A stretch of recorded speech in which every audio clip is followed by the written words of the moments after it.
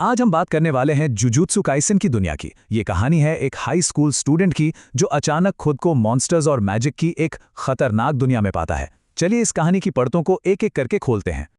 कहानी की शुरुआत होती है एक बहुत ही गहरी सलाह से। ये शब्द एक दादा के हैं, अपनी आखिरी सांसों में, और ये शब्द हमारे हीरो के लिए एक मशाल बन जाते हैं जो इस पूरी कहानी की इमोशनल बुनियाद है। तो जरा सोचिए क्या होता है जब एक आखिरी वादा एक सदियों पुराने श्राप से जा टकराता है। बस यही वो सवाल है जो इस कहानी के मेन कॉन्फ्लिक्ट को जन्म देता है। एक तरफ है किसी की मदद करने का वादा और दूसरी तरफ एक अनदेखा अनजाना खतरा। तो इस कहानी के सेंटर में है एक आखिरी ख्वाहिश, और इसे पूरा करने वाला है हमारा हीरो यूजी इतादोरी। वो एक ऐसा स्टूडेंट है जिसमें कमाल की फिजिकल ताकत है, लेकिन उसकी जिंदगी वो बिल्कुल आम है। खैर, कम से कम अभी तक तो है।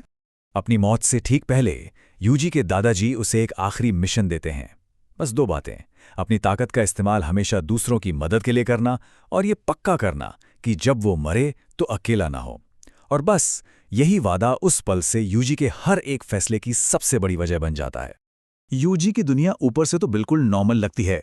हाई स्कूल का ऑकल्ट क्लब है, दादाजी से मिलना जुलना है, लेकिन ठीक इसी दुनिया के नीचे एक और बहुत ज्यादा खतरनाक दुनिया छिपी हुई है। जुजुत्सु सॉर्सरर्स की दुनिया, शापित आत्माओं की और ना जाने कितनी रहस्यमयी मौतों की। तो ये शापित आत्माएं या कर्जेस आखिर हैं क्या? दरअसल ये वो बुरी ताकतें हैं जो हम इंसानों के नेगेटिव इमोशन से पैदा होती हैं, जैसे डर, नफरत और मायूसी। ये सब मिलकर एक खतरनाक रूप ले लेती हैं। और ये कोई छोटी मोटी चीज नहीं है, ये एक बहुत बड़ा खतरा है।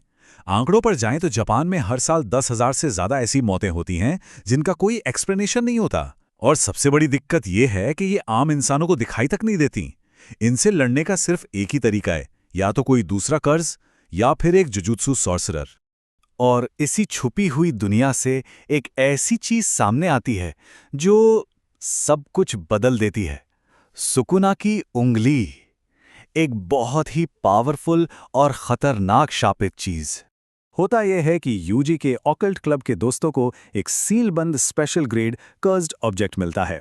देखने में तो वो बस एक सूखी हुई इंसानी उंगली लगती है। उन्हें जरा भी अंदाजा नहीं होता कि ये मामूली सी दिखने वाली चीज असल में दूसरे कर्जेस को अपनी तरफ खींचने वाला एक मैग्नेट है। और यहीं से सब गड़बड़ होना शुरू हो जाता है। जैसे ही यूजी के दोस्त स्कूल में उस उंगली की सील खोलते हैं, उसकी जबरदस्त शापित एनर्जी दर्जनों कर्सेस को खींच लाती है। जब तक यूजी और एक यंग सॉर्सरर मेगुमी फुशिगुरो वहां पहुंचते हैं, स्कूल पर हमला हो चुका होता है। अब हम कहानी के उस मोड़ पर आते हैं, उस एक पल पर जहां यूजी को अपने दोस्तों को बचाने के लिए एक ऐसा फैसला लेना पड़ता है जो उसकी पूरी जिंदगी बदल कर रख देगा। देखिए, इन कर्सेस से लड़ने के लिए चाहिए कर्स्ड एनर्जी, शापित शक्ति, और वो यूजी के पास है नहीं। तो वो एक ऐसा काम करता है जो कोई सोच भी नहीं सकता। अपने दोस्तों को बचाने की बेताबी में वो उस शापित उंगली को निगल जाता है। और जैसे ही वो उंगली उसके अंदर जाती है, यूजी अब सिर्फ यूजी नहीं रहता। वो एक बहुत पुरानी और खतरनाक शक्ति का घर बन जाता है, रियोमेन सुकना, जिसे कर्जेस का बेताज बादशाह माना जाता है। तो अच्छी खबर यह है कि यूजी को जबरदस्त ताकत मिल जाती है। बुरी खबर यह है कि वो अब एक चलती फिरती तबाही बन चुका है, एक महान बुराई का जिंदा ताबूत। लेकिन यहीं पर एक चमत्कार होता है, कुछ ऐसा जो लाखों में एक बार भी नहीं होता। किसी तरह यूजी सुकुना की शक्ति को दबा देता है और अपनी बॉडी पर कंट्रोल वापस पा लेता है। और यही वो चीज़ है जो उसे सबसे खास बनाती है। अब जब ये सब हो रहा होता है, तब एंट्री होती है सबसे ताकतवर जुजुत्सु सॉर्सरर की, सातोरो गोजो। वो वहां यूजी का फैसला करने के लिए पहुंचता है, जो अब खुद एक बहुत बड़ा खतरा बन चुका है। अच्छा, जुजुत्सु की दुनिया में ना इन कर्सेस के पावर लेवल को समझने का एक सिस्टम है। ग्रेड 4 मतलब समझ लीजिए किसी लकड़ी के बल्ले जितना खतरा। ग्रेड 3 एक हैंडगन, और ऐसे ही बढ़ते बढ़ते आता है स्पेशल ग्रेड। सुकुना इसी स्पेशल ग्रेड में है, जिसकी तुलना शायद क्लस्टर बॉम्ब से की जा सकती है, शायद उससे भी कहीं ज्यादा विनाशकारी।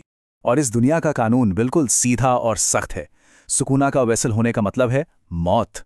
यूजी इतादोरी को फौरन मार दिया जाना चाहिए, क्योंकि उसे जिंदा रहने के लिए बहुत ज्यादा खतरनाक माना जाता है। लेकिन गोजो उसे एक ऑप्शन देता है, एक अजीब सा, नामुमकिन सा चुनाव।